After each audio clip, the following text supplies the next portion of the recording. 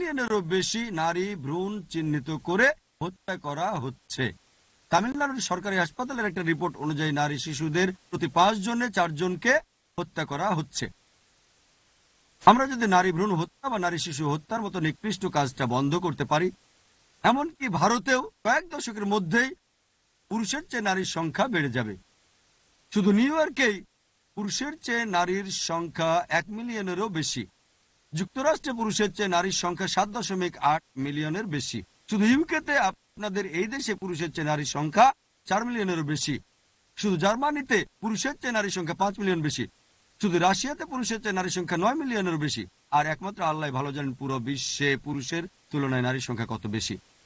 ধরেন অমুসলিমদের সাথে আমি একমত হলাম, একজন পুরুষ একজন নারীকে বিয়ে করবে, আর আমার বোন আমেরিকাতে বাস করছে অথবা ব্রিটেনে বাস করছে, ইউকেতে, এবং বাজারের অবস্থা খুবই মন্দা।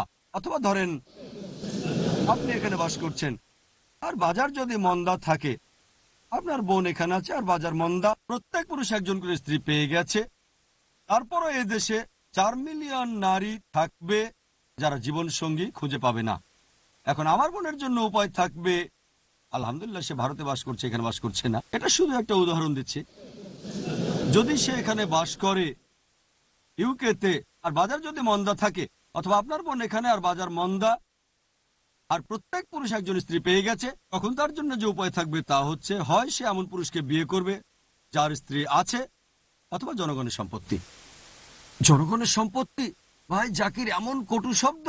আমি বলি এর চেয়ে ভালো শব্দ ব্যবহার আমি করতে পারি না, এর চেয়ে ভালো শব্দ আমার জানা নেই। মানুষ আমাকে বলে জনগণের সম্পত্তি বলতে কি বোঝান, আমি বলি এটাই সবচেয়ে ভালো শব্দ যা আমি ব্যবহার করতে পারি, এর চেয়ে ভালো শব্দ আমি ব্যবহার করতে পারি না।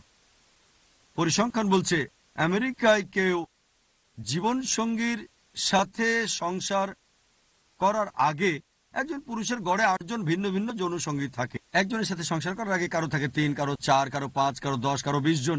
কিন্তু একজনের সাথে সংসার করার পরে কতজন থাকে তা উল্লেখ নেই।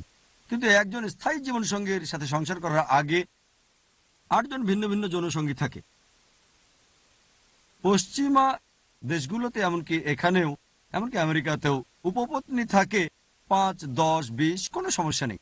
কিন্তু একের অধিক বৈধ স্ত্রী থাকা চলবে না তাদের। যখন কোনো নারী কারো উপপত্নী হয় তার অধিকার থাকে না, অসম্মানিত হয়, সুবিধাবঞ্চিত থাকে। কিন্তু ইসলামে নারী যখন দ্বিতীয় স্ত্রী হয় তার সমান অধিকার থাকে, সে সম্মান পায়, সুযোগ সুবিধা পায়। আর এটাই হচ্ছে প্রকৃত বাস্তবতা।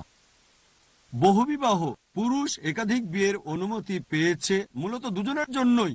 এটা নারীর সতীত্ব রক্ষার জন্য করা হয়েছে। আর আমি আপনাদের সাথে একমত যে কোনো নারী সাধারণ পরিস্থিতিতে স্বামীকে ভাগাভাগি করতে রাজি হবে না। আমাদের বুঝতে হবে, আর সে ব্যাপারে একমত হই, সাধারণ পরিস্থিতিতে কোনো নারী স্বামীকে ভাগাভাগি করতে রাজি হবে না। কিন্তু ইসলামী শরিয়া বলছে বড় ক্ষতি থেকে বাঁচতে ছোট ক্ষতি মেনে নাও। একজন প্রকৃত মুসলিমা, প্রকৃত মুসলিম নারী যে এটা জানে, সেই ছোট ক্ষতি মেনে নেবে, অর্থাৎ স্বামীকে ভাগাভাগি করা। বড় ক্ষতি থেকে বাঁচতে অর্থাৎ অন্য মুসলিমা বোনের জনগণের সম্পত্তি হওয়া। তাই ছোট ক্ষতিটা মানবে বড় ক্ষতি থেকে বাঁচতে। আমাদের বুঝতে হবে কোনো নারী স্বামীকে ভাগাভাগি করতে চাইবে না, কিন্তু একজন ভালো মুসলিমা ছোট ক্ষতিটা অবশ্যই মেনে নেবে বড় ক্ষতি থেকে বাঁচতে।